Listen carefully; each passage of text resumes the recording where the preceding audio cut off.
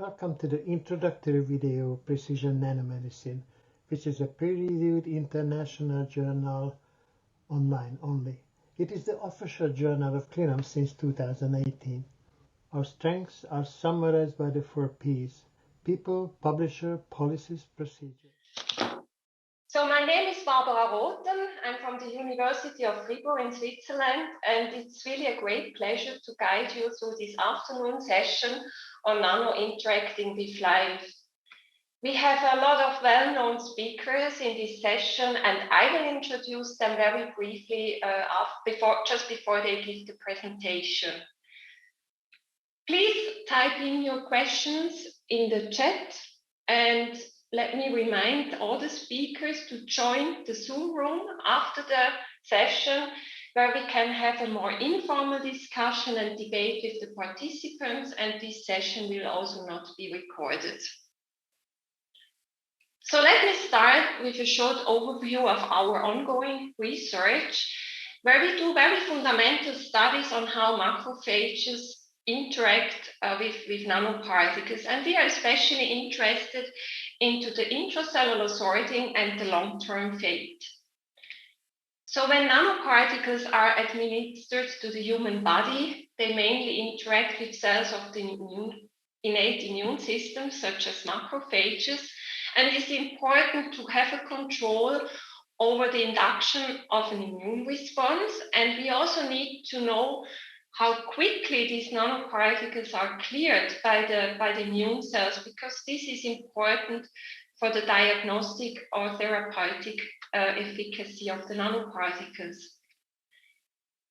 If we can control the nanoparticle design and interactions with the cell, we can also guide the enhancement or the suppression of an immune reaction, which can help us in a variety of disease conditions, such as cancer treatment or in vaccination strategies. So in the first project that I will present you, we were interested into the intracellular sorting of nanoparticles into the lysosomes and how long these nanoparticles are retained in the lysosomes. And this work has been done by 2 PhD students from the group Aura and Eva, and also Dimitri, our senior researcher responsible for microscopy, was involved. So they used fluorescently labeled silica nanoparticles with a diameter of about 60 nanometer.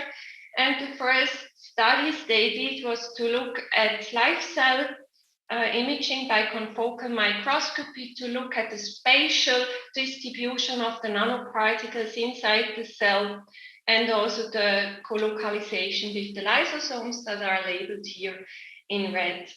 So after the first experiments, they came to me, and we have seen that it was really difficult to also compare our findings with other studies, and some of the experiments were not reproducible.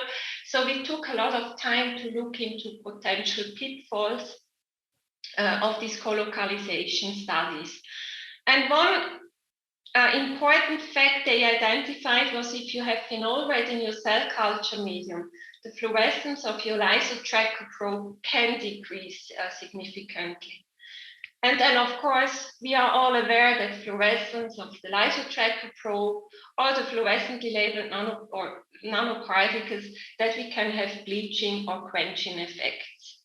Another important parameters are imaging and data analysis, and they did the Pearson correlation and Mendel's overlap coefficient analysis with data sets from very different recordings with the confocal microscope. And I just show you here that the pixel saturation that you can choose during your imaging really highly impacts the intensity of your signals. And with this, you also have a different outcome of your colocalization.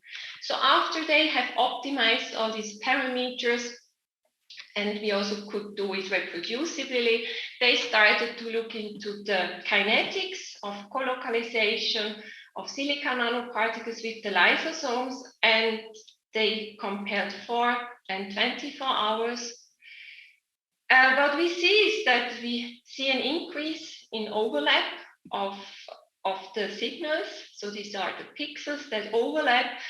And what they also saw is that the nanoparticles co-localized with the lysosomes increased from 70 to over 80% from 4 to 24 hours.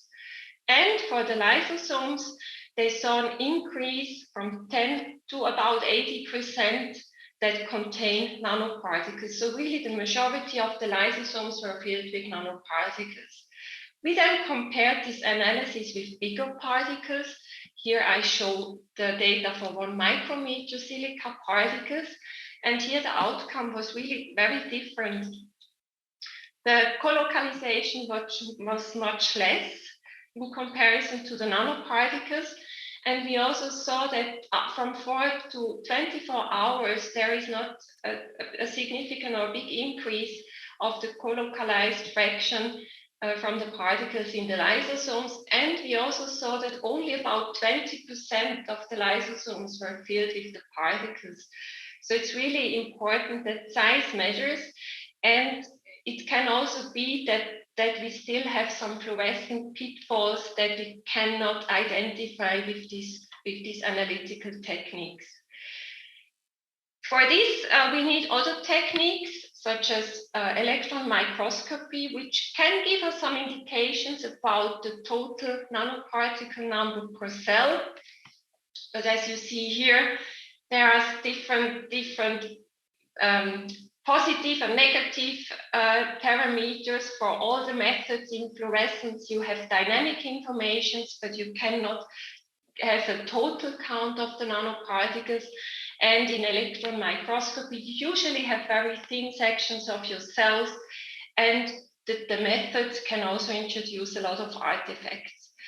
So this is why we then had the idea to try out a multimodal approach with gold nanoparticles to assess the intracellular uptake with a combination of very different methods. And this has been done by another PhD student in the group, Henry.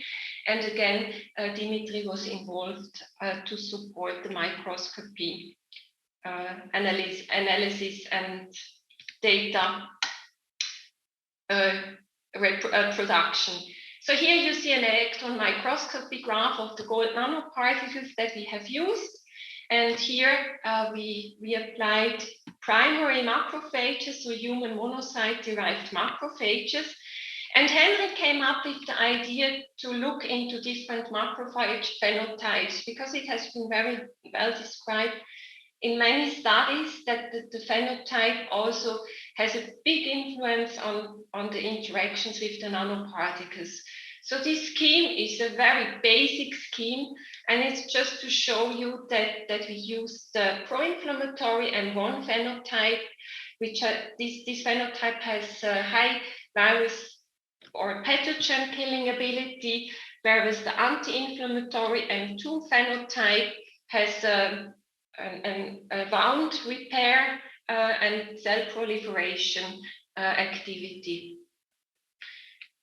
So here you see the results for the M1 macrophages, phase contrast, and here overlap of the reflection mode from the confocal microscope. You see an increase, most of the particles are intracellular, and we also performed ICP to evaluate the number of gold particles per cell at different time points. So from 1 to 24 hours, we see a steady increase of the intracellular nanoparticle numbers, whereas from 24 to 48 hours, we didn't observe really a big change in the intracellular gold content. This looks a little bit different in the case of M2 macrophages. You also already see that the morphology is a little bit different. You see these elongated shapes, but again, a lot of gold nanoparticles interacted with the cells. And if we look again at the ICP data, we see here, this is different to the M1 macrophages. We see here from 24, oops, this is my fault, sorry. which I forgot to switch off. So we see here in difference to the M1 macrophages, still a significant increase from 24 to 48 hours. So we then tried another method to look into this. This is focused ion beam scanning electron microscopy. And this allows you to pick a specific cell and then to do some site-specific imaging. And you can then cut and look into the cell. And here you see these white agglomerations of gold nanoparticles inside the cells. So Henry analyzed then also these two different macrophage phenotypes. Here you see M1 macrophages after 48 hours exposed to the gold nanoparticles. We see here this big accumulation inside the macrophages. Here, this is the first data set for M2 macrophages. And what is also visible is that we have these very long pseudopods, which are very specifically formed in these anti-inflammatory macrophages. Again, here we see gold nanoparticles inside. And because we use these very electron-dense nanoparticles, it is now possible to quantify. And this is one of the first tomograms that Henry did with an M2 macrophage. You see what is also obvious here, that we have a lot of agglomeration particles that are still outside the cell. And by doing some data analysis, we can focus on the particles that are intracellular and then count with an automation. And with this, we come to about 33,000 particles per cell. So this is just a first one cell data from one cell. And if we compare now to the ICP data, where we have this very high number of about 40,000, almost 50,000 particles per cell, we also can say that maybe in ICP, we included the particle agglomerates that are not internalized, but that are still very sticky to the cell surface. So with this combination, we can really get an idea of how many particles, absolute particle numbers we have per cell. And of course, we will continue with this and then compare also the intracellular number from M1 macrophages to these M2 macrophages. And our aim is also to increase the exposure time. So with this, I'm already at the end. And I think what we could nicely show is that we have a lot of different techniques available to study the interaction of different nanoparticles with cells. We need a combination of techniques because all the methods have some limitations. However, if we combine these techniques, we can identify the uptake, the intracellular sorting, and we also have means to quantify the total intracellular nanoparticle number. We should also consider different macrophage phenotypes. There are other sub-phenotypes that I did not mention. So here we still need to do a lot of research. And with this knowledge that we can generate with these model nanoparticles, we can give some indications for maybe more applied projects, more biomedical relevant nanoparticles, about their long-term fate inside immune cells, which is important for enhancement or suppression of immune effects, for the drug delivery, and for the drug efficacy optimization. So with this, I would like to acknowledge again all the students and Dimitri that which I already mentioned. I would like to thank the group and especially the Swiss National Science Foundation and the NCCR Bio-Inspired Materials for the funding of this work. So as I had no time to look into questions, I think I would like to continue now with the next speaker, And then when Mira is talking, I will have a quick look about the questions, and then we can still go over to these questions at the end. So it's now a great pleasure to introduce the next speaker, which is Dr. Mira Markus-Kalisch. She's the director of the International Research Collaboration at Tel Aviv University, and she will talk about lessons learned from nature towards life in extreme conditions, from nanoscale to complex systems, and I really look forward to your talk. Please, Mira. Okay, thank you very much, Barbara. I'll try to share my screen. Okay, let's see that it works. Okay, seems it is okay. Okay, so thank you very much, Barbara, and thanks all for a wonderful, really intriguing, interesting conference. And I want to start by going back 2 days ago to Patrick Huziker opening address. He was reflecting the beginning of Cleanam. And I just wanted to share with you that 15 years ago, I met both Beat and Patrick in Berlin, and I had the vision. And you see, sometimes dreams come true, and you know, they did a great work, and chapeau. And with this vision of Patrick, I want to start. He was talking about mentioning medicine, society, and the environment role. I want to combine all with the current threats, the climate change and the COVID. And to try, as another speaker that we had, Professor Chachanover, the Nobel laureate, say that we have to be one society, one world. Mira, can you start the presentation mode of your wait, I'm starting okay. right now. Okay. You should have wait one sentence more. Let's see that it works. Wait. Okay. So in order to do so, I will take you to a trip to the lowest place on Earth. And I mean, really the lowest, so you can just climb up.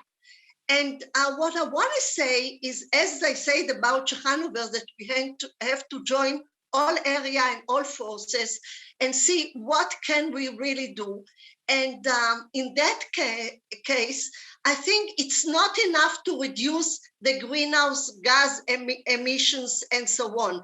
In parallel, we need to learn the lesson from nature, how to survive, how to, to learn from the plants, to learn how to adjust, to learn from the lizards how to keep their babies. What happened? Something happened. Just we started to share. But why was it? I don't know. Okay. So I share again. You see, they don't like their films. Okay. Okay. Now let's start the okay. And now I will go fast because I don't want to waste the time. The time is limited. So we have to adjust and to learn the lesson from nature. And there are many, many lessons to learn. I will try to pinpoint on some of them. As you can see here, just on the view, and I hope they will come one day, you see also the sinkholes, that it's the human intervention and so on. And actually, we need to learn all these lessons. And therefore, we have to see what is so special in this area. So besides being the lowest place on Earth, as you can see, it has some very special ingredients. The sun. The sun, the UVB, which are the dangerous solar rays, are attenuated by 12%. The UVA by 4%. That's because it's very low. The long rays are attenuated. And then it's very important. I won't go into all the details. It's very good for the skin. It has some relevance in eye disease and so on. But not only the sun. the oxygen, we have 6% more partial oxygen at this place, which helps breathing. And more than that, we have, the air is rich in aerosols, bromide and magnesium, which relaxes you. And then we have unpolluted, non-allergenic air and the low humidity, and we have just the stable temperature almost all along the year. We have just 2 seasons instead of 4 all over the world. So that's another thing, the air, which is very good for breathing and so on. And then we have the mud. And the mud is an antibacterial. It's a very special ingredient with minerals and antibacterials and so on. It helps to several diseases, but the special thing about that is that if you put the mud on your skin, we will talk about that, it also opened the pores. And our idea was to try and penetrate drugs through the skin rather than swallowing and through the digestive system. And that's another. And the last one is the water. The water, which are very rare in their combination of minerals. And thus they are very important for joint disease, for inflammatory and so on. So we have here a very special area, and that's in extreme condition. But we will go further. So I want to go first to the mud, just to give you, because we won't be able to go to everything.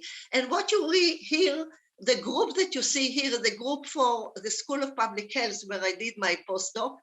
And you see here Marvin Zelen, that was the guru in clinical trials in the United States. And we did a lot of research there in this mud, as I said, including opening the pores, and we'll talk about that, and so on, arthritis, anti-aging. If I would have been at the Dead Sea, believe me, I would have much less wrinkles and so on. So that's very special to the skin, but not only the skin. The climatotherapy, which combines the mud and the sun, really changes the bacteria population diversity on our skin, which is another big issue that we are working on. But given the limited time, I won't just give you the tour and jump. And here we are talking, we are working with the Dead Sea Research Institute as well. And in the Skin Treat EU project, and also in my current EU project, I'm the head of the medical informatics, the Human Brain Project. And for the brain, there are many things there. I hope I will have time to go through some of them.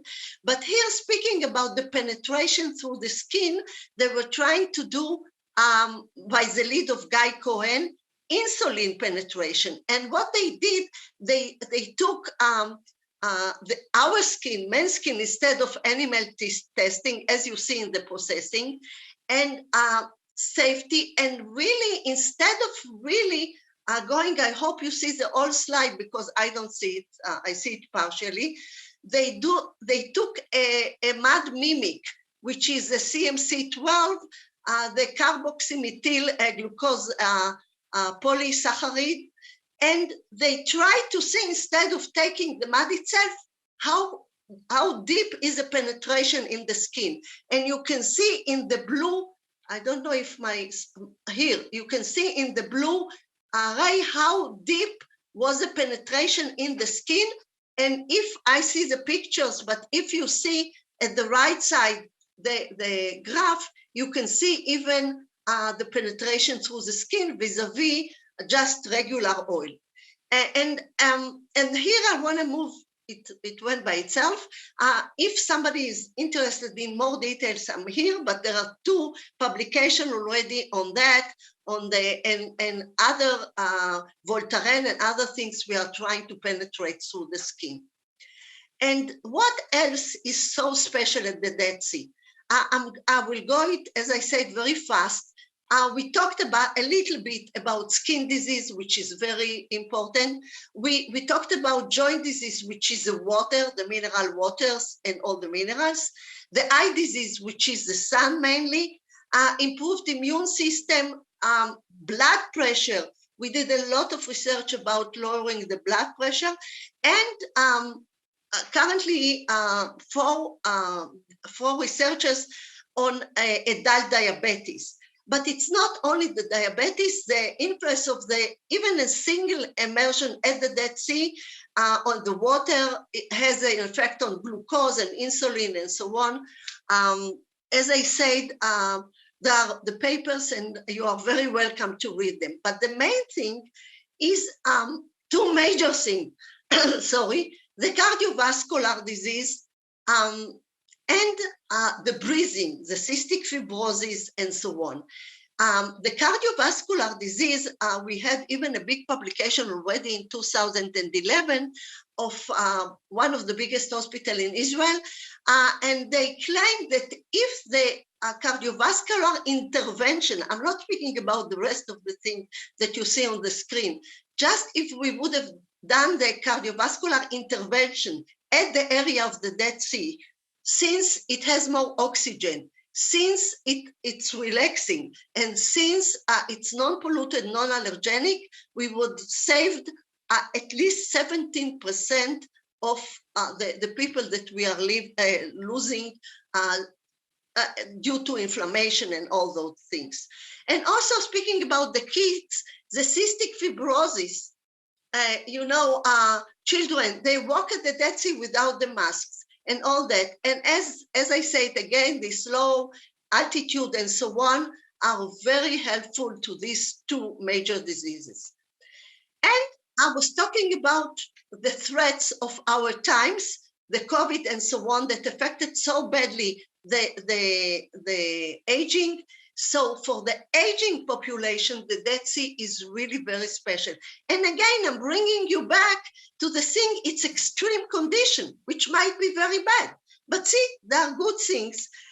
So as I said, the skin, the water, especially for joint diseases, for the elderly, the water is very helpful. The mud is cleaning the skin, the breathing, all that is very important to the aging population. And we even established a special, and you can see here the link to 2 big summits that we did about healthy aging, not longevity, but rather healthy aging. Let's live as much as we live, but let's do it at the good part. And I want to give you just one example, which is, from the plant for the myrrh. And if you remember at the Bible, the myrrh was one of the temptation in the Bible that Cleopatra tried with a perfume. 2 more minutes. Okay, I will try to talk as fast as I can.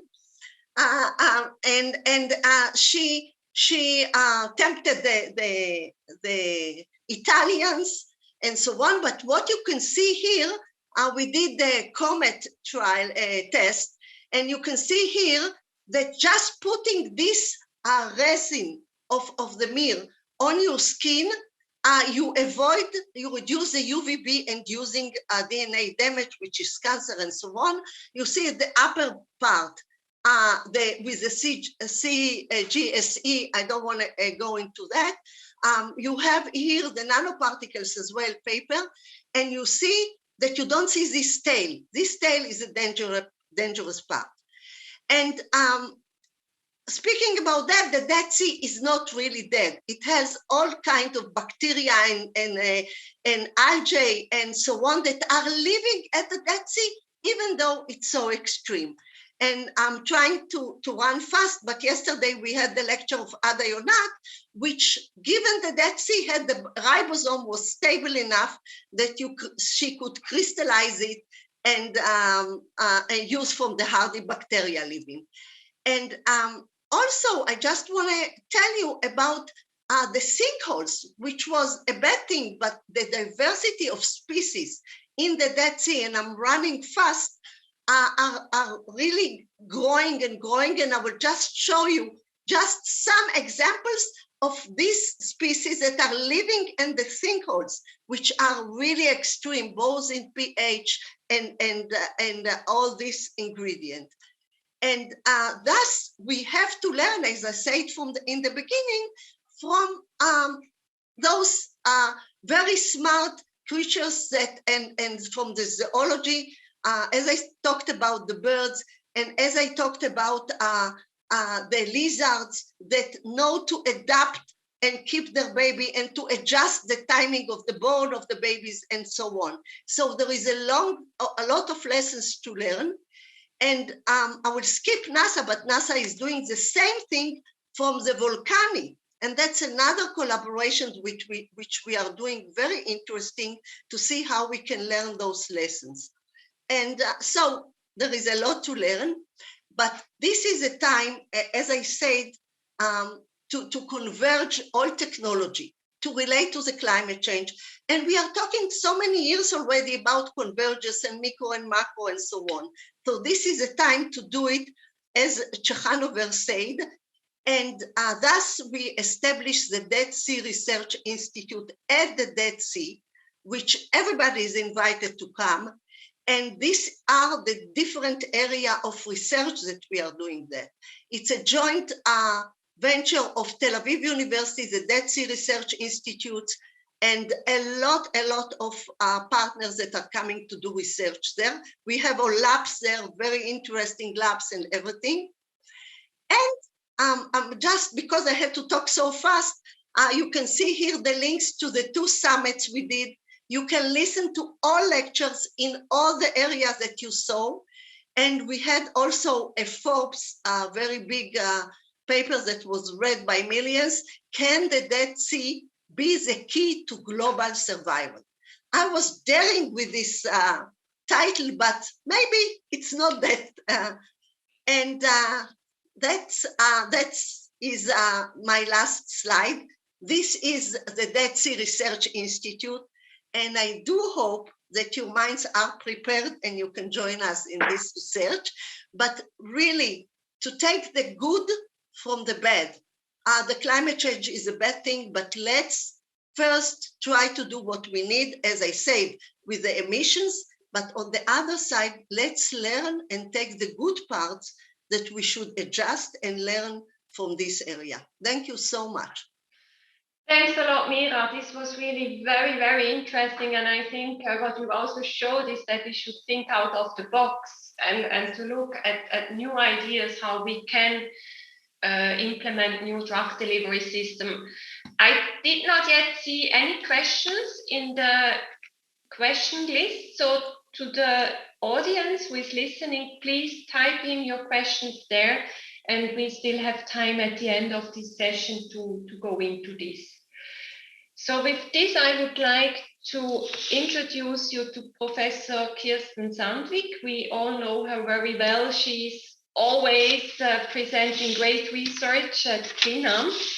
Kirsten is from the University of Oslo, and she also heads a research group at the Oslo University Hospital. And please share with us your recent data on nanoparticle uptake.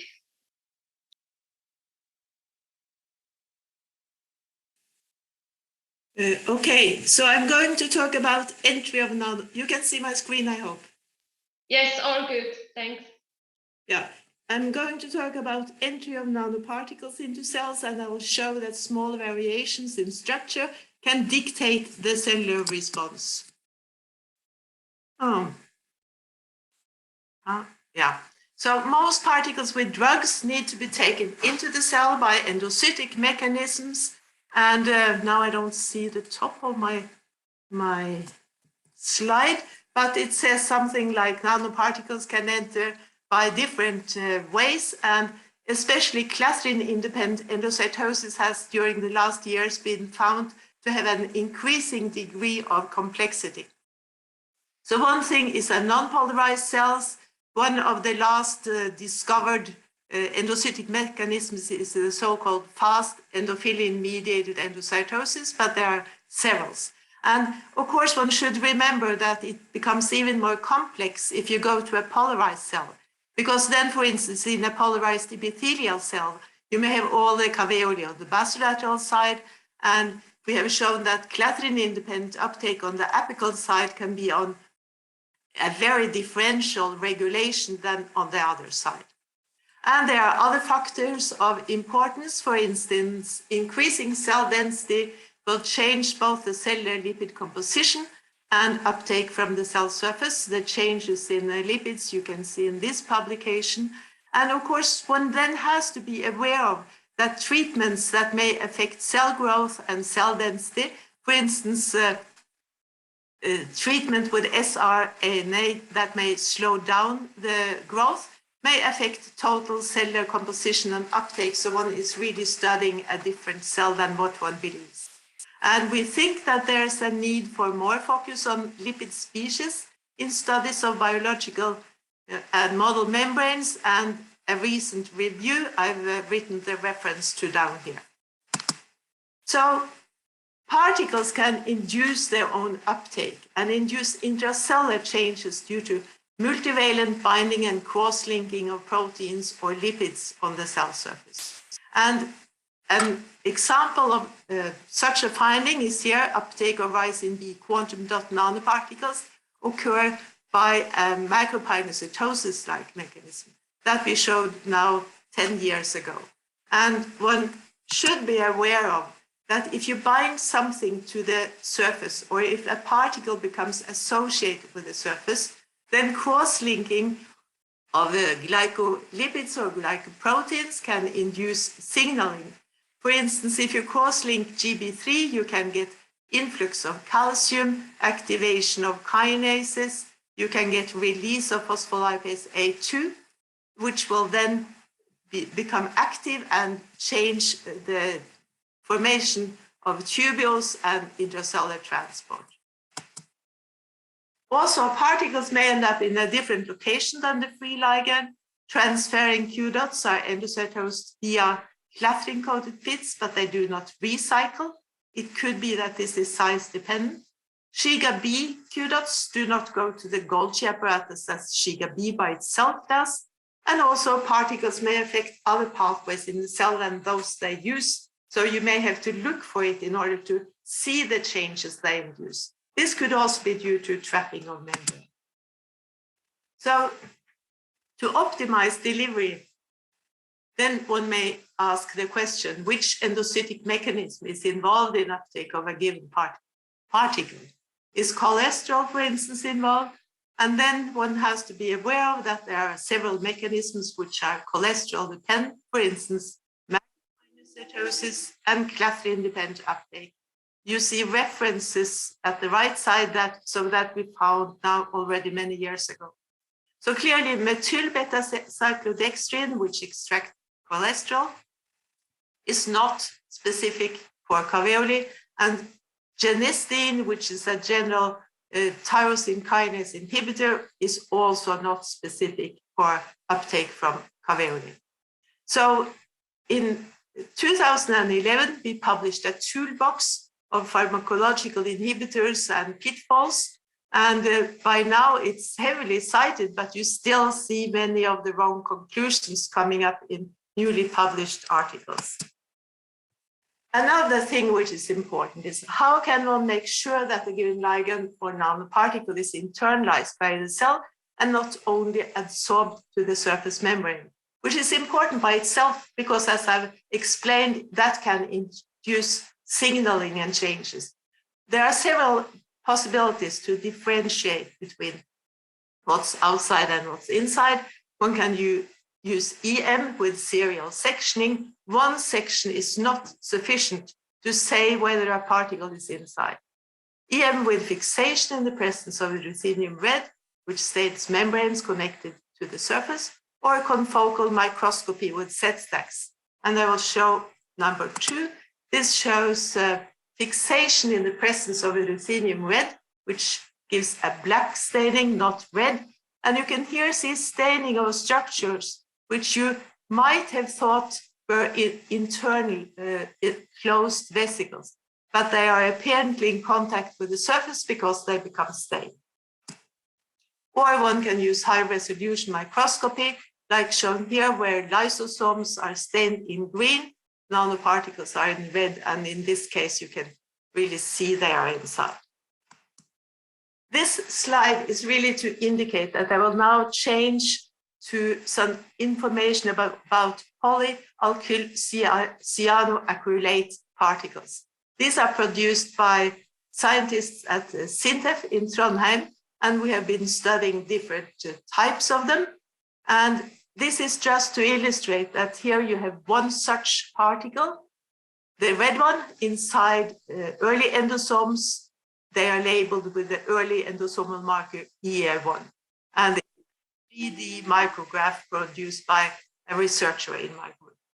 So what I'm going to tell you about is that we have demonstrated that small variations in polyalkyl cyanoacrylate nanoparticles can affect cellular stress responses, toxicity, and cell death mechanisms, as well as autophagy. And we have studied the biodistribution of particles with dye, as well as Cabastaxel-filled particles on cancer cells in vitro, and tumors in mice in vivo studies. So these are the monomers. It's butyl cyanoacrylate, ethylbutyl, and octyl. And one can end up with particles with quite similar size, but they have really different effects when one looks at toxicity in a number of different cell lines. Here is the PUCA. This is the monomer, which is most toxic. PEBCA, which is based on this one, is the least toxic. And we have done most of the work with this one, but I'll come back to that. When they contain the drug Cabastaxel or the fluorophore, this one, they become slightly larger, but they are still very similar. So I'm not going in detail with this, but they behave very differently when one looks at stress responses and death mechanisms. For instance, this PUCA particle will induce ER stress and apoptosis. These two can induce redox imbalance and lead to ferroptotic cell death. And also, if one looks at autophagy, one can find that they do affect autophagy, but they affect different steps in the process.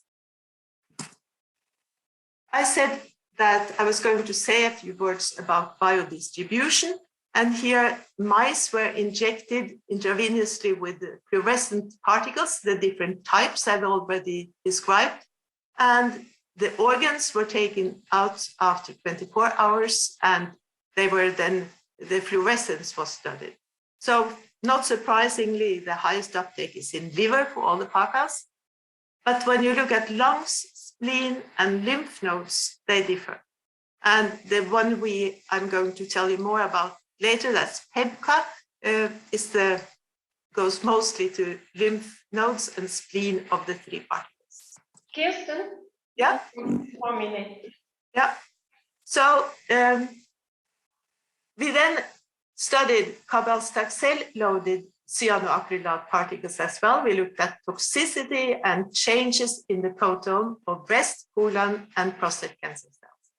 And we measured toxicity in different ways that can be important to reveal differences, but we didn't see any difference in toxicity of the particles and the free drug. These are empty particles and they are not toxic.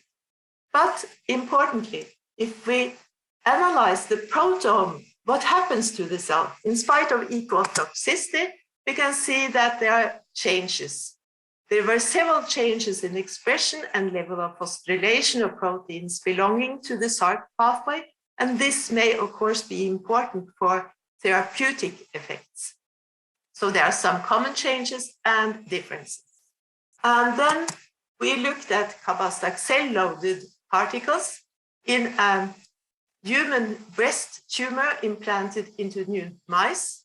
And here you can see relative tumor volume. This is the tumor which is growing without treatment or with empty particles. This is free Cabastaxel. We do get some effect, but the best effect is when we use peptide particles with the drug, same drug concentrations as the, and the toxicity is not changed. This shows weight of mice as a function of time. And what I want to mention also is that there is a difference in macrophage infiltration in tumors. The total number goes up in tumors treated with the particles, both free, empty and with the drug. And what goes up is really the M1, the anti-tumorigenic ones. So that's a good sign. And we are currently then now looking at other models to see if we can get promising results with that as well. And of course, these are very interdisciplinary collaborations. Animal experiments are done with the collaborators at tumor biology in the same institute as we are. And I will quickly just mention that this is my group here. These people are at tumor biology and involved in animal studies. Merkle is at Sintef, involved in particle production. And we have a number of international collaborators involved in different types of studies. And at the end, I will just show my current group. And thank you for the attention. Thanks a lot, Kirsten. This was really interesting, especially also your new nanotoxicology study. And I have not seen any questions from the audience, but I would like to ask, what is the, I maybe missed it, what is the size of the particles, and which size so with your experience is the most potential drug delivery system in your hands? Well, we focused on the peptide particles because they are less toxic than the others, and they seem also then to go more than the others, which might then be interesting, and lymph nodes interesting in a connection with breast cancer, which may spread to lymph nodes. And so far we haven't done equally much with the others. Okay, and intracellularly, they go to early endosomes? I showed early endosomes. They also go with lysosomes. Okay. Thank you, Kirsten. So we can maybe follow up on this later. Yeah. So with this, I would like to thank you again. And let me quickly introduce to you Dr. Tore Scotland. He's a senior researcher at the Department of Molecular Biology at the Oslo University Hospital, and he will continue with this very interesting topic and also talk about biokinetics, excretion, and degradation. Please, Tore. So, do you hear me? Yes, we hear you and we see the presentation. So, my focus today will be on biodistribution and the importance of degradation and excretion. And I have to add that much of what I'm going to say is based on that I for 20 years headed work with ADME studies in one of the main pharmaceutical companies making contrast agents for medical imaging. And I've been involved in bringing 5 products to the market and another 5 products to clinical trials. So following intravenous injection of nanoparticles, they have a restricted ability to rapidly exit blood. They can pass through fenestra, which are small holes in the liver, spleen, and bone marrow, or they can leave blood through leakier endothelium in inflammation areas and in solid tumors. And if they are very small, they can also be excreted directly through kidneys. And regarding renal clearance, I refer to this seminal study from 2007. Here you see in blue how much of the injected dose that is rapidly excreted in urine if the particles are from 4 to 5 nanometer, and how that rapidly decrease the renal excretion decrease if the particles are 7, 8 nanometer. So people often refer to this data as nanoparticles of 5 nanometer are rapidly excreted in urine. I think it's better to say that for particles with a diameter of approximately 5 nanometer, you can expect a rapid renal excretion of approximately half of them. And there will be, in fact, very little renal excretion of NPs with diameter larger than 10 nanometer. But since the nanoparticles we use for drug delivery most often are larger than 10 nanometers, it's very important that these nanoparticles are metabolized and excreted. That's both due to safety and regulatory aspects. This issue of metabolism may not be an issue for many of the nanoparticles made of endogenous substances, such as lipid-based or albumin-based nanoparticles. But you should be aware of that these new lipid-based nanoparticles used for mRNA vaccination, they contain several types of lipids that are very different from the endogenous. Iron oxide nanoparticles have also been used as iron supplement or contrast agent in magnetic resonance imaging for more than 20 years. And they should be safe to use and to be degradable and excreted. But there are in fact very few data available for degradation of other NPs. So there is not much of the NPs aiming up in tumor as a target.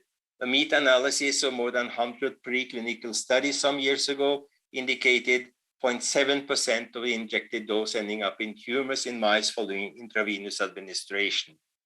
I should mention that there are several critical comments to this study in the literature, but still there is no doubt that it's very seldom that more than a couple % of the injected dose is ending up in tumors. There are in fact very few data about tumor accumulation of nanoparticles in humans. A study in patients using pegylated liposomes to mimic the doxylar calyx and label these liposomes with the radiochemical chelate 111 indium DTPA showed 0.5 to 3.5% of the injected dose recovered in various solid tumors. Also, already many years ago, several studies with targeting molecules for medical imaging or radiotherapy showed a very low % of the injected dose to be retained per gram of tumor. But when you then see such data, it is important to think about that even if targeting molecules result in only a very, very small increase in association of NPs with the tumor, this may still be very important for the cellular uptake and the biological effects. Some few words about animal species and models used for ADME studies. When we are studying ADME of nanoparticles in research labs, we most often use mice. And based on what I have told you, one should expect a very similar biodistribution of nanoparticles in mice with or without tumor. And then one can ask, is it then really necessary to use tumor-bearing mice for biodistribution studies? Well, I think the answer depends on what your goal with the study is. Should also mention that for documentation studies, you need to study 2 different species, and rats and beagle dogs are most often used. It's a lot of discussion of using pigs for studying nanoparticles. And pigs have several characteristics similar to humans and are therefore used for some studies. But my strong advice is do not use pigs for biodistribution studies of nanoparticles. That is because pigs has, as typical for proven hoofed animals, so-called intravascular macrophages in the lungs.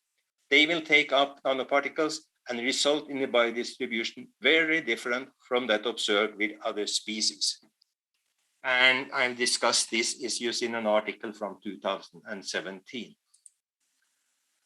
When you are to study the biodistribution of nanoparticles or small extracellular vesicles, the challenges are very much the same. You can use whole body imaging, use radioactive isotopes for PET or SPECT imaging, use paramagnetic or ferromagnetic metals for MRI, or optical imaging following labeling with fluorescent substances. And these different methods, they have different resolution, sensitivity, and tissue penetration, which may be important for which method you select to use. It may be an advantage to take out our organs, to analyze slices of organs, and then of course you also can add different type of chemical analysis, LCMS analysis of specific substances or drugs, ICP-MS analysis is very useful if you are studying metal-based particles, or you can quantify the radioactivity. What I think is very important to stress is that we presently do not have any optimal method available for studying the biodistribution. There are challenges, pitfalls with all available methods. I will discuss some of them on the next slide. An extensive discussion expected to be available very soon in a review article in Advanced Drug Delivery Reviews. I hope it will be available in a couple of weeks. One issue regarding the study of biodistribution of nanoparticles or extracellular vesicles is that you need to label these substances in most cases. You can use radioactive isotopes or metals that are bound to chelates, or you can add fluorescent substances to the surface of the particles. What you then need to think about is that by doing this, you introduce changes to the surface properties, and thus one is studying the distribution of particles that are different from those one wants to study. Quantification of the signals, that is relatively good when using radioactivity, but optical imaging is not quantitative at all because you lose sensitivity when light is passing through tissue. And for all methods used, one very important question is, are the labels associated with the particles at the time of analysis, or are the labels then no longer associated with the particles? In science, we often state that seeing is believing, but in this case, I think it's good to add, what are you seeing?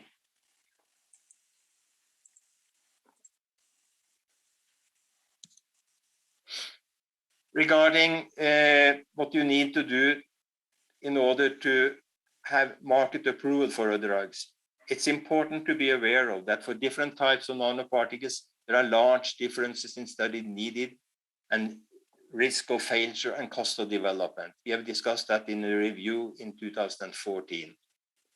What is very important is that the cost and risk increase with increased complexity of the product. That is because more substance in the product means more analysis, more studies, and you also have the risk that you will not be able to make reproducible batches.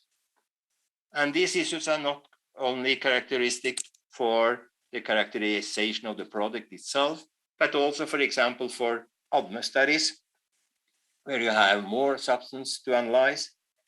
And also, if the degradation and excretion is low, it's important that you need more long-term studies. And people then often ask, what are long-term studies? How long?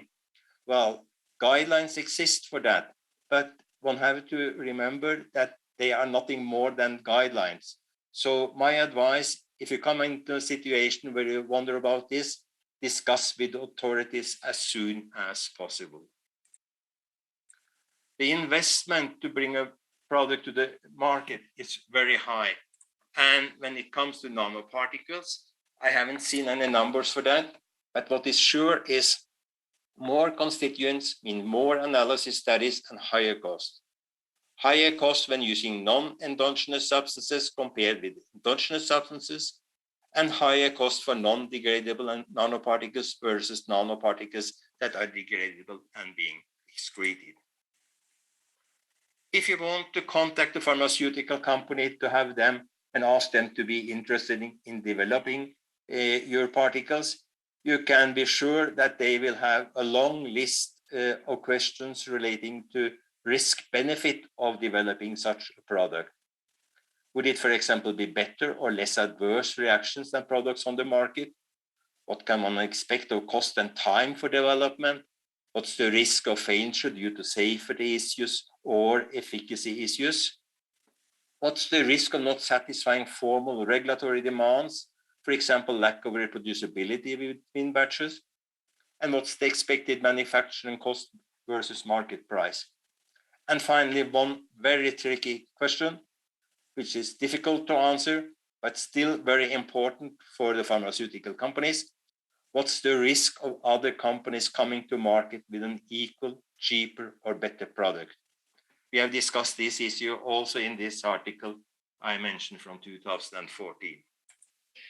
2 more minutes, Tore. Some few words about theranostics. Did Many you hear researchers me, Tore? focus on the possibility of making theranostic nanoparticles. Did you hear me? With that I mean agents that can give both therapy and imaging. And there are no doubt that such NPs are very useful for in vitro studies and studies in animals. When it comes to clinical use, I'm not that sure, because they will be more expensive and complicated to manufacture and document for the market approval. Furthermore, the optimal properties are most likely not the same for therapeutics and imaging agents. For imaging agents, you want a more rapid excretion to remove signal from the background, whereas for therapeutics, you want a longer circulation to increase the dose reaching the target. So, 1 more minute, Tore.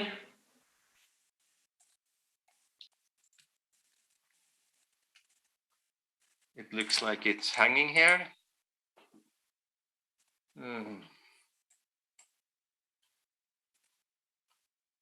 So I wonder if it's maybe better to focus upon one agent for one specific use. And I often conclude with the advice that if you are to make a product for the market, try to make it as simple as possible.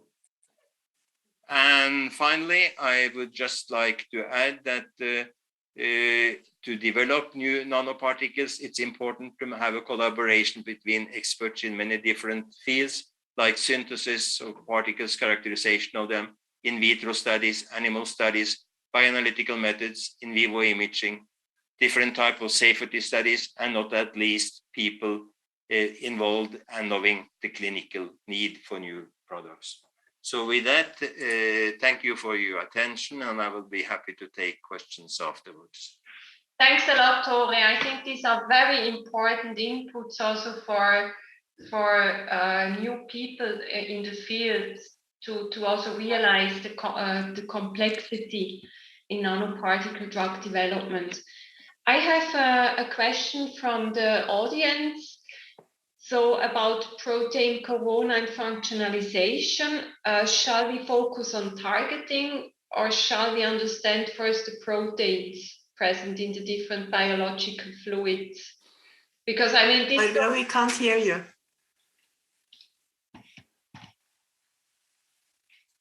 Can you hear me now? I'm unmuted. Yes, we can hear you. Okay.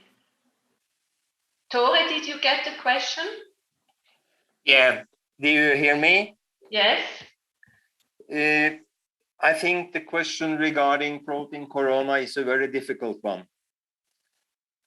And there are different results, different depending on the particles used. There are results reporting different coronas when you studied it in vitro or in vivo. So I don't like to be sure and to give clear answers to the issues of protein corona. I think we need much more knowledge in order to be able to conclude, and that's not only for protein corona, but a lot of the biological interactions we see with nanoparticles in all. And also this issue about targeting molecules. That's a tricky one too. As I mentioned, it looks like you have very little % of the injected dose that are ending up at the target due to the targeting molecules. But as I mentioned, that small % may still be very important. So I think it's very difficult to give clear answers to these questions. They are important, but I don't dare to give clear answers. Maybe we can take up this question later. Thanks, yep. Tore. So let's thank Tore again for the very interesting overview, and let's move to the next speaker, which is Dr. Bedia Begum Karakoçat. I hope I pronounce it correctly. So actually, Begum is a senior scientist in our institute, the Adolphe Merkle Institute, University of Fribourg, and she joined our team in 2019 with a Swiss Government Excellence Postdoctoral Scholarship, and she will share with us the results that she obtained during this fellowship. So please, Begum.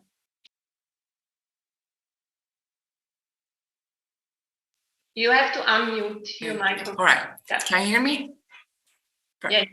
Thank you. Thank you very much, Barbara, for the very kind introduction, and thank you all for attending this virtual summit session. I would like to talk about the hyaluronic acid-coated gold nanoparticles that we recently developed to selectively target lung cancer cells for targeted drug delivery. So some statistics about lung cancer. Unfortunately, in 2020, almost 16% of all cancer deaths was caused by lung cancer.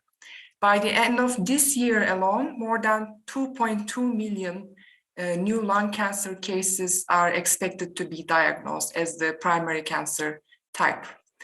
And lung cancer's 5-year survival rate is considered very poor, unfortunately. It's less than 20%.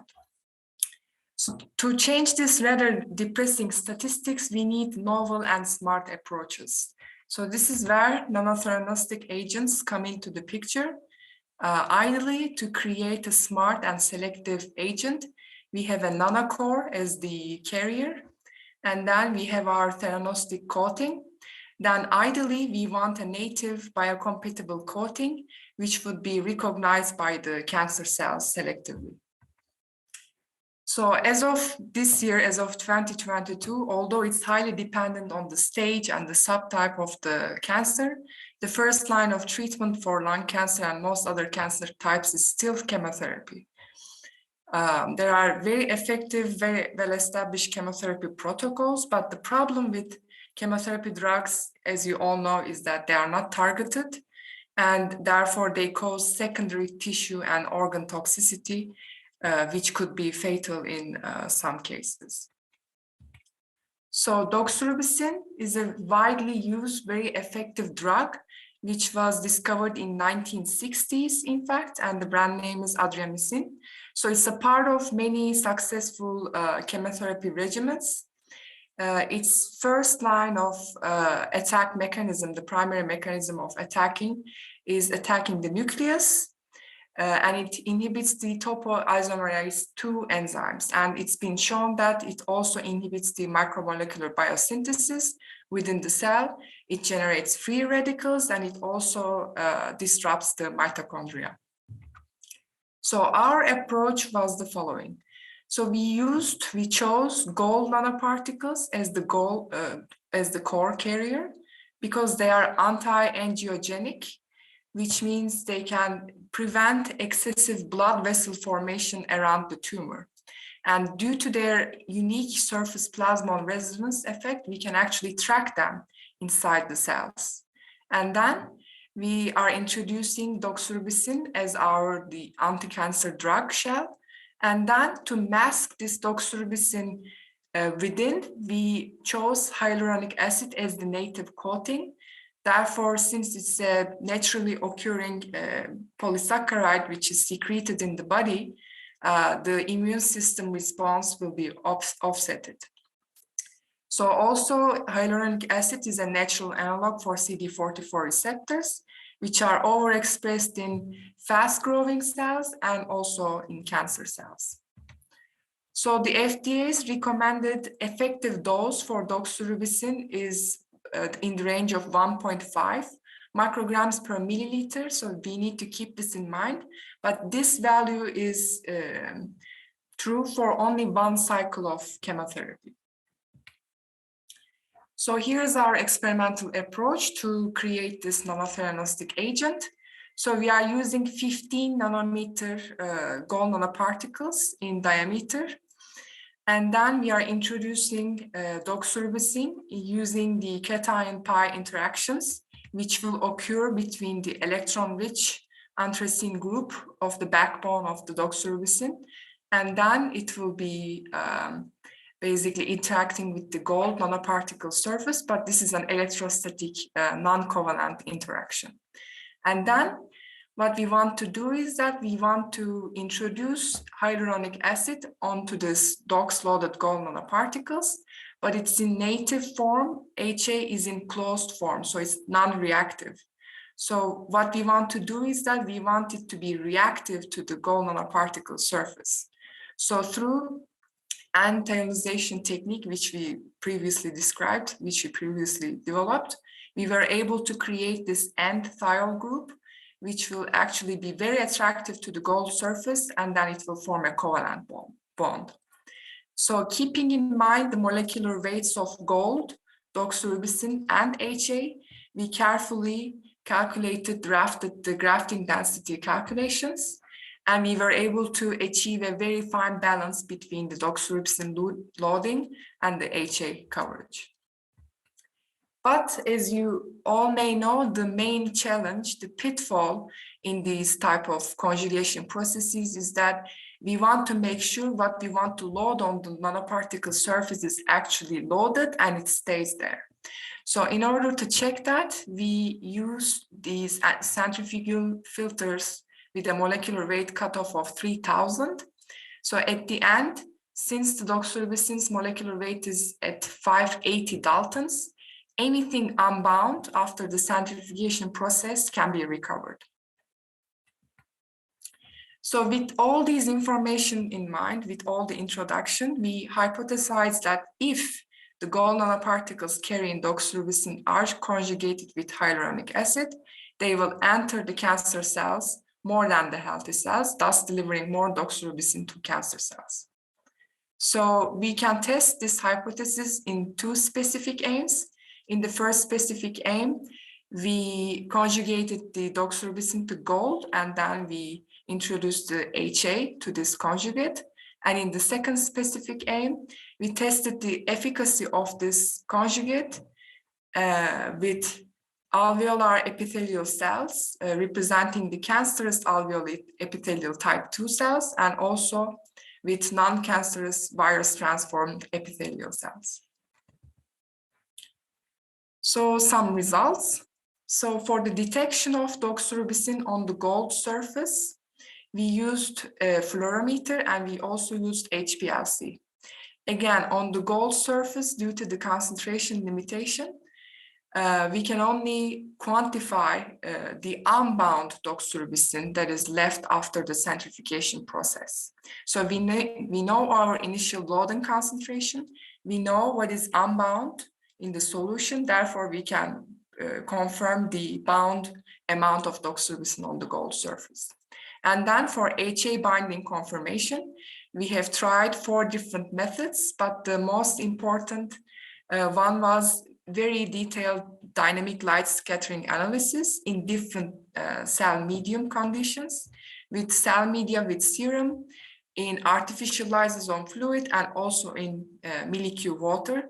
And we could very nicely see the change in zeta potential and also the particle size analysis with the addition of HA. So I omitted the physicochemical characterization results on purpose. I want to show the LSM imaging results very quickly. First, we are looking at the MED5A cells, which are the healthy cells. So in the first channel, we are looking at nucleus. In the second and third channel, we are expecting to see doxorubicin. And on the fourth channel, we are looking at the actin cytoskeleton staining. I'm not going to show you all the conditions we tested, but we are going to focus on only channel 514. So what we can see is that, yes, with gold nanoparticles only, we do have some signal, but with DOX only and gold nanoparticle plus DOX, we can actually see the doxorubicin inside the nucleus. But when we have the HA as the coating agent, we can no longer see the doxorubicin inside the nucleus, unfortunately. So a similar story for cancer cells. We looked at different excitation wavelengths to detect the doxorubicin, and we could see that the HA prevented doxorubicin to enter the cell. And then finally, the take-home message from this LSM evaluation is that on the left side, you see the healthy cells, and on the right side, you see the cancerous cells. When we do a detailed image analysis, normalized signal intensity analysis by the area, we see that, in fact, the presence of the HA coating prevents doxorubicin entering the nucleus. However, the amount of delivered doxorubicin to cancer cells was almost 3 times more than the healthy cells. So, knowing this, what we can do is the following. So, finally, to reveal the fate of the doxorubicin in the absence and the presence of the HA coating, we are currently working on lysotracker analysis. Our PhD student Mauro is working on this currently. What we can do is that we can actually run a colocalization experiment and see where the particles are ending up in the cell. So if they are not entering the cell, where are they going to accumulate? Are they going to be in the early endosome? Are they going to be in the late endosome? Or are they going to be in the lysosomes? So this we will be able to tell after this analysis is finalized. Finally, last but not least, we have a collaboration with EPFL. Dr. Murat Kılıç is doing a final analysis for us to check the stability of the doxorubicin in the presence of HA with the gold nanoparticles, in the presence of cell media components such as albumin. And he's also calculating the charge density, the absorption energies. So we are basically making sure that in the presence of HA, doxorubicin is still remaining on the surface of the nanoparticles. So in conclusions, cancer cells did uptake more HA AU-DOX conjugates. However, in the presence of the HA shell, DOX could not enter the nucleus. So finally, for drug delivery applications, yes, delivering more particles to cancer cells is desired and achieved in this case. However, added attention to the fate of the cargo inside the cell is crucial, as doxorubicin's major mechanism of action for eliminating the cell attacking the nucleus was lost in this case. So I would like to acknowledge my advisors, Barbara and Alke, and I would like to also acknowledge my collaborators within and outside BioNanomaterials group. And this study was purely funded by the Swiss Government Excellence Postdoctoral Scholarship for Foreign Researchers. So if there are any questions, I would be happy to answer them. So yeah, thank you for your attention. Thanks, Begum. This was a great talk, and I'm very fascinated about the results, although it was not everything what you expected. Yeah. So if we go back to Tore's talk before, he said that we should maybe consider biodegradable nanocarriers. So now you use a gold core. How can you justify the use of this gold core? Or do you think there is a potential to replace it with something else? Mm-hmm. We could do both, but the justification for using gold nanoparticles is that, as I mentioned, so there's excessive blood formation around the tumors. So what gold does is that it attacks the thiol groups in the vascular endothelial growth factor in VEGF. Therefore, if you use gold nanoparticles as a carrier, they can potentially prevent this from happening. So it's like there's a therapeutic use for gold nanoparticles alone. And then we have the strong surface plasmon resonance effect. For our studies, for fundamental research studies, we can track them without having to use any tags. But you're right. But the thing is, again, we need to understand the concentration ranges we are using here. These concentration ranges that I'm using, that I used in the study, is a perfectly safe concentration, which we tested before. And with the HA coating, in fact, it becomes even better. But our goal is to deliver the doxorubicin, and if there's any toxicity caused by gold is happening, then the HA comes into the picture, because HA is a ROS scavenger. Thank you. So it will also decrease the toxicity if anything happens. So Thanks again, Begum. thank you. And we can, as already said, continue the discussion afterwards. Sure. So let's now move to the final speaker of this session, which is Dr. Tina Bürki-Thun here. She's leading the Lab for Particle Biology Interactions at the Swiss Federal Laboratory for Material Science and Technology at EMPA in St. Gallen, and she will talk about nanomedicine in pregnancy. Please, Tina.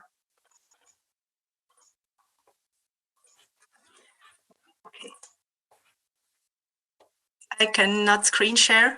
It's disabled. Oh. Okay, now. Okay, thanks, Barbara, for the kind introduction. So I'm very happy that I have this opportunity to present you some of our research that we are doing with the aim to enable nanomedicine also in pregnancy. So why are new medications needed in pregnancy? So there's a lot of conditions that need treatment during pregnancies. For instance, if the mother is sick for any reason, or also even if there is like diseases then developing in the fetus. And this is highly problematic because the fetus is like one of the most vulnerable populations, and any adverse exposure can have either terminate the pregnancy or have adverse effects even when the child is born, and can induce health effects later in life. So in pregnancy, often for many diseases, there's no therapy. So for instance, like preeclampsia is a very devastating disease, and the only treatment option at the moment is to deliver the baby prematurely. Or there's other diseases, like for instance, when cancer occurs during pregnancy, one cannot treat the person during the first trimester, and the treatment is delayed to later pregnancy. Medication intake in pregnancy, however, is very high, and like 40 to 80% of the women take at least one medication. A lot of them take even more. And the issue here is that even if you have the medications, 90% of the drugs are actually not tested for use in pregnancy, and they are used kind of off-label with unknown efficacy, safety, and pharmacokinetics for the pregnant woman. But therefore, there's really a great need that we develop novel and safe medications for pregnant women. And we think that nanomedicines could be a great opportunity here because they could allow more targeted therapies and therefore reduced off-target effects. So for instance, if we can develop nanocarriers that can safely treat the mother without crossing to the fetus, this would be highly beneficial for treating maternal diseases, or maybe treat placental complications with particles that can be enriched at the placenta, or maybe even treat some fetal complications already in utero with drugs that otherwise would not cross the placental barrier. But if the need is so great, why is nobody developing medications in pregnancy? And there are several issues, and I think the biggest one, it comes to ethical and safety concern, because pregnant women are really excluded for almost every clinical trial, and they are considered as drug orphans. And therefore, I mean, because you hardly ever get approval for such studies, mostly developmental toxicity testing is relying on pregnant animal models. But this is also a bit problematic because there is considerable species-specific difference. And this is especially true in the case of pregnancy, where like many diseases we have in humans cannot like be reflected in animals, and also the pregnancy is completely different. Of course, we have some advanced human models for different organs that are relevant here, like for the placenta, there's human placenta models, or like for embryo, understanding embryo toxicity, we have like, for instance, the embryonic stem cell test. But I mean, these are all separated tests, and we don't really have a model to look more into systemic developmental toxicity testing. And finally, another gap is that when it comes to nanomedicines, we also really don't know what are the relevant endpoints and assays that we should look at and consider to look into the developmental toxicity of these particles. So this is where we want to contribute, and our aim of our research in my group is to identify what could be relevant toxicity mechanisms that should be tested with novel nanomedicines, And second, also we want to develop more predictive and more complete models to look into the developmental toxicity testing also in vitro to provide important preclinical data. So when we come to the toxicity mechanisms, so for decades, people mostly focused on direct effects because the understanding was if particles could cross from the mother to the fetus, this is needed to induce harm. And also our group, we did like 10 years of research, published a lot of papers, and we saw that this transport is also at the placenta barrier heavily depending on the properties of the particles, which could be a good thing that we can probably steer this translocation, for instance, by changing the size of the particles or their charge or their properties. However, now there is more and more effect and more data coming that show that you can even have developmental toxicity without apparent particle crossing. So there's also a lot of animal studies out now. And the idea is that particles can also have indirect phytotoxicity effects. For instance, if they accumulate in maternal or placental tissue and where they can interfere with the function of these organs or lead to the release of mediators. Like 2 years ago, we have therefore performed an extensive literature review to look like what is out there and what could be such mechanisms.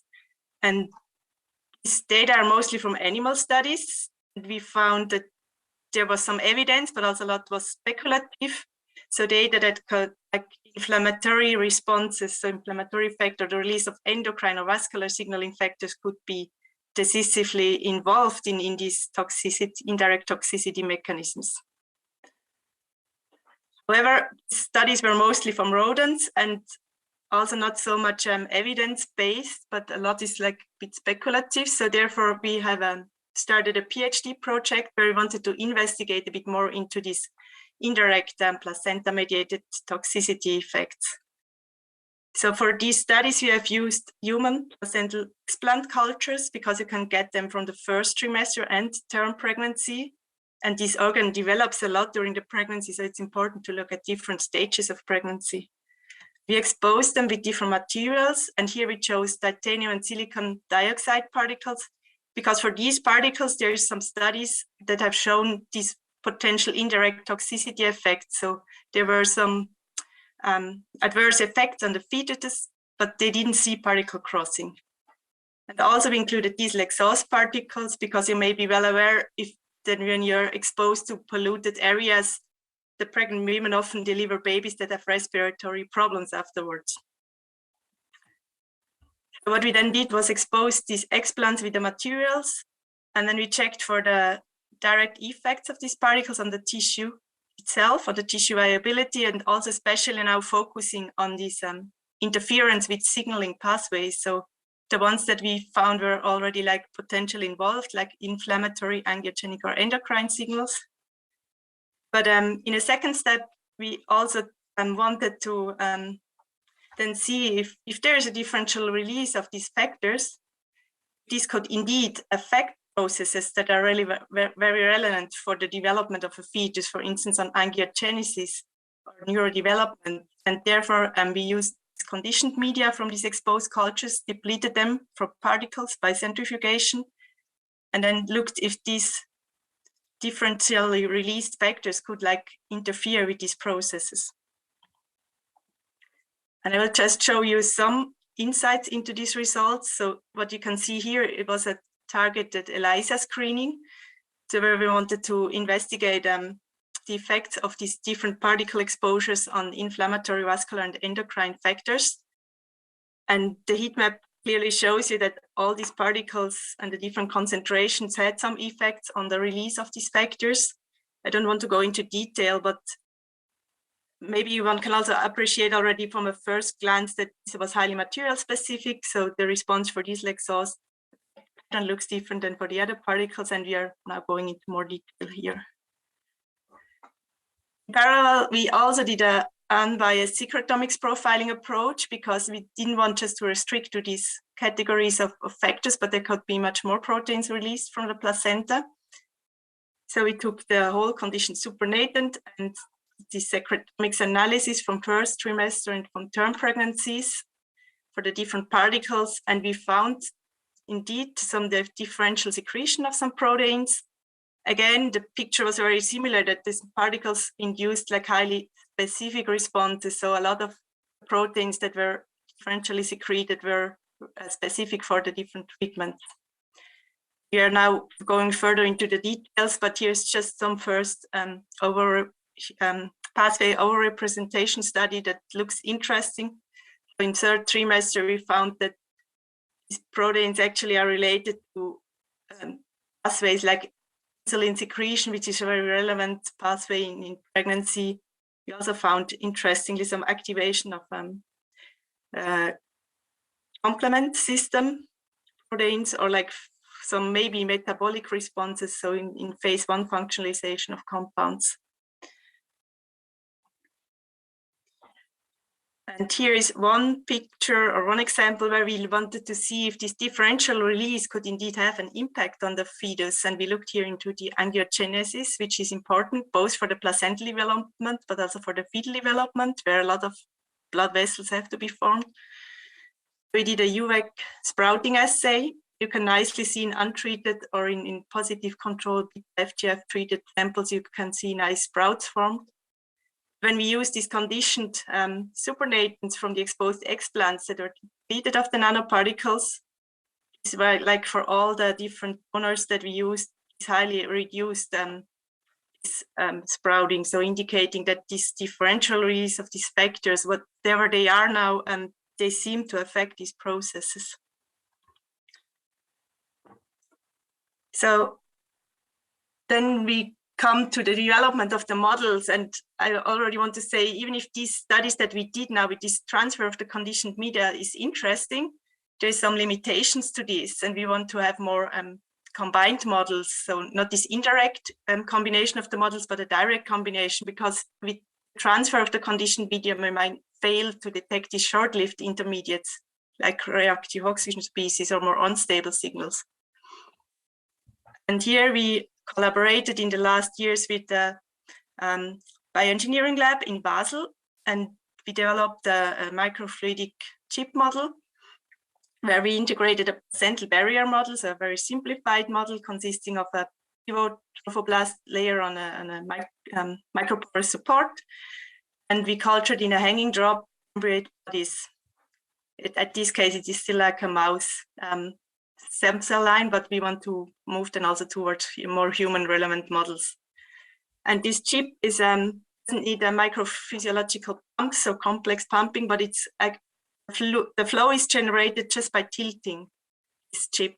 So it's a like user-friendly way how we can apply a flow. I just want to show here some proof of concept data. So we did some first studies with polystyrene microparticle, and we chose this because previous studies have shown that these particles at this size, in the micro, in the 500 micrometer size, they do not really cross the placental barrier, but there were also like other studies that showed that this could be weakly embryotoxic. So our chip study, we could confirm that these particles did not cross, at least in the time points we looked up to, I think it was 24 hours, they did not cross the placental barrier, so there was no particles on the embryonic side. While in a condition without the placental barrier, you get equilibrium in both compartments. Also, the stainings then showed that the particles heavily accumulated in the placental barrier layer, which can indicate that they can induce this indirect toxicity or interfere with the function of these cells. As a next step, we then also loaded the embryonic bodies, and we first did an exposure with the particle themselves without the placental barrier. So here you can see like the highest concentration where you really see a attachment of the particles to the outside of the spheroids. And these conditions we did, in contrast to this study that was published, we did for these particles not find any toxicity on the embryonic bodies. But interestingly now, when we added the placenta barrier, we did not have a transport. We saw a reduction in ATP production. So the viability of these embryonic bodies was reduced, and which could be now due to the release of such factors, whatever is now happening on the placenta barrier when they are exposed to these particles. So to conclude this presentation, I hope I could convey that it's very important that these particles, we should not forget that they can have these indirect effects. They can interfere with the placental signaling. This can indeed have effects on processes that are afterwards relevant for fetal development, like angiogenesis. And we are now also continuing to look into neurodevelopmental processes. So making the point that indirect developmental toxicity pathways and the appropriate models are needed in the design of future nanomedicines to understand their safety and their effects. And I think the microphysiological placenta model has a very promising potential to allow such studies in vitro, and we will further push the model and to develop it towards a more human relevant platform. So with this, I would like to thank all the people that are involved from my team, also our scientific collaborators in this project, the clinical partners, funding sources, and you all for your attention. Thank you. Thank you, Tina. Great results with your on-a-chip system. This is fantastic. So which stage of the pregnancy can you mimic currently? I wouldn't restrict it or say it reflects a specific stage. I mean, in pregnancy, the barrier in the first trimester is thicker and there's 2 trophoblast layers. Okay. And what we use at the moment is a cell line, which is anyway cancerous and far away like from reality. But we want to move to primary, isolate the trophoblasts from the placenta, also integrate the endothelial barrier to make it now more closer to the placental model. But I'm not sure if we can ever like mimic first trimester or term. I mean, we can build this double layer, but it will always be an in vitro model. What is the time frame you can use it currently? Currently, the limit is like acute toxicity for like, let's say, 48 hours. But the reason for that is mostly now the placenta barrier, because this is a cancer cell line that is not contact inhibited. It overgrows, and then you are far away from a physiological placental barrier.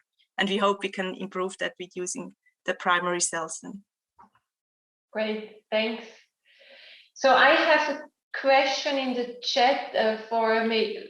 I assume it's for Tore and Kirsten. It's about imaging methods of, so which methods do we currently have for low density nanomaterials, nanoparticles, like liposomes or polymeric nanocarriers? What is your experience with this kind of material? Well, I guess in the case of the Parkers I just showed, we have used dye. And then one has to be careful, of course, that the dye doesn't leak out.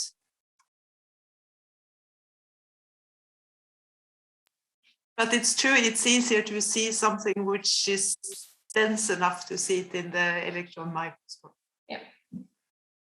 I was also wondering whether the question was related to cell studies or to in vivo biodistribution studies. And then you have a lot of possibilities, but as I mentioned, there are also challenges or pitfalls with every method. And I just had the possibility to discuss some very few issues today, but hopefully we will have a very extensive discussion of that topic published in Advanced Drug Delivery Reviews in a couple of weeks.